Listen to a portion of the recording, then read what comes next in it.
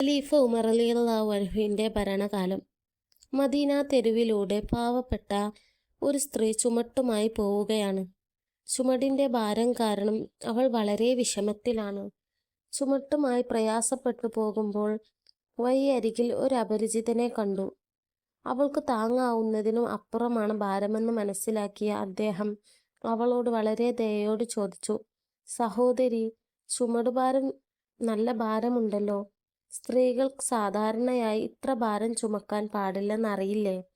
വീട്ടിൽ ആണുങ്ങൾ ആരുമില്ലേ? വിഷമത്തോടെ അവൾ മറുപടി പറഞ്ഞു, ആണും തുണയുമായി ഉണ്ടായിരുന്നയാൾ യുദ്ധത്തിൽ മരിച്ചു. എട്ടും പൊട്ടും തിരിയാത്ത 2 കുട്ടികളാണ് എനിക്കുള്ളത്. അവരെക്കൊണ്ട് ഇതെങ്ങനെ? വിഷമത്തോടെ അവൾ പറഞ്ഞു നിർത്തി. ഇത് കേട്ട ആഗതൻ പറഞ്ഞു, സാരമില്ല, ചുമട് എൻ്റെ മുതുകിലേക്ക് വെച്ചോളൂ. അപരിചിതൻ ചുമടൊരുക്കാൻ തയ്യാറായി. അത് അവൾക്ക് വലിയ ആശ്വാസമായി. അപരിചിതൻ ചുമടെടുത്തു നടന്നു. വഴി പറഞ്ഞുകൊണ്ട് ആ സ്ത്രീ പിന്നാലെ നടന്നു.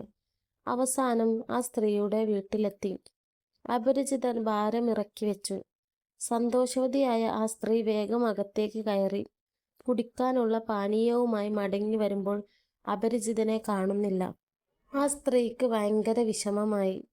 തന്നെ ഇവിടെ വരെ സഹായിച്ച മനുഷ്യന് ഒരു തുള്ളി വെള്ളം കൊടുക്കാൻ സാധിച്ചില്ലല്ലോ എന്നവർ വിഷമിച്ചു. അടുത്ത ദിവസം മുറ്റത്ത് നിന്ന് ഒരു വിളി. ആ സ്ത്രീ വേഗം പുറത്തേക്ക് വന്നു. മുറ്റത്തൊരാൾ നിൽക്കുന്നു. ഞാൻ ഇവിടെ വേലക്ക് വന്നതാണ്, അയാൾ ദയയോടെ പറഞ്ഞു. അതിന് ഞാൻ ആരെയും വേലക്ക് വിളിച്ചില്ലല്ലോ. നിങ്ങൾക്ക് നൽകാനാണെങ്കിൽ എൻ്റെ കയ്യിൽ ഒന്നുമില്ല. ആ സ്ത്രീ സഹതാപത്തോടെ മറുപടി നൽകി. ഖലീഫ അവർകളാണ് എന്നെ ഇങ്ങോട്ട് പറഞ്ഞു വിട്ടത്. എനിക്ക് ചെയ്യേണ്ട പണി പറഞ്ഞു തന്നാലും. ആഗതൻ തിരക്കുകൂട്ടി. വേലക്കാരനെ ആവശ്യമുണ്ടെന്ന് ഖലീഫ എങ്ങനെ അറിഞ്ഞു? ആ സ്ത്രീ ആലോചിച്ചു.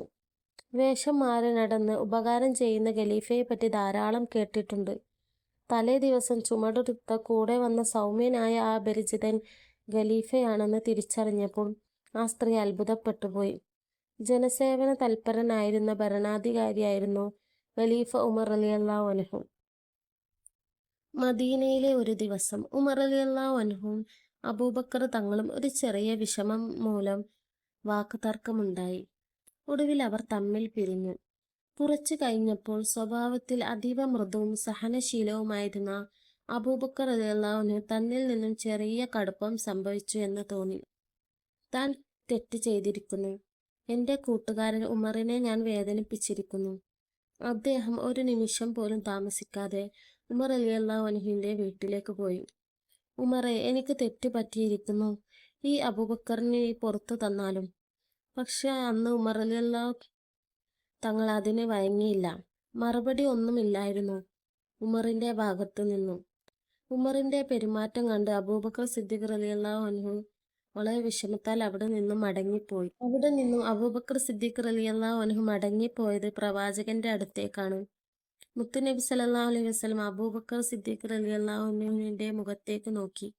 എന്നും കാണുന്ന എൻ്റെ അബൂബക്കർ അല്ല ഇത്. എൻ്റെ അബൂബക്കറിന് ഇത് എന്തു പറ്റി? മുത്തുനബി സല്ലല്ലാഹു അലൈഹി വസല്ലം കണ്ട അബൂബക്കർ ചെറിയ കുട്ടിയെ പോലെ കരഞ്ഞുകൊണ്ട് തൻ്റെ സങ്കടം പറയാൻ തുടങ്ങി. യാ റസൂലല്ലാഹ്, ഇന്ന് ഞാനും ഉമറും തമ്മിൽ ചെറിയ വഴക്കുണ്ടായിരുന്നു നബിയെ. ഞങ്ങൾ തമ്മിൽ ചെറിയ പിണക്കവും ഉണ്ടായി. പക്ഷേ എനിക്കത് നീട്ടിക്കൊണ്ടു പോവാൻ കഴിഞ്ഞില്ല നബിയെ.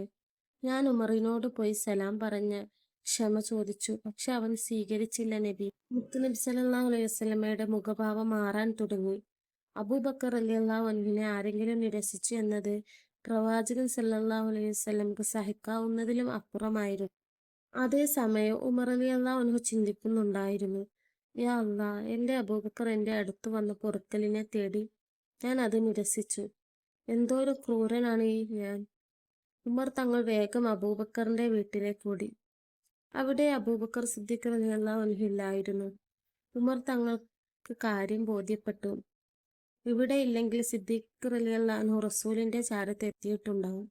അങ്ങനെ ഉമർ റളിയല്ലാഹു അൻഹു റസൂലിന്റെ അടുത്തെത്തി.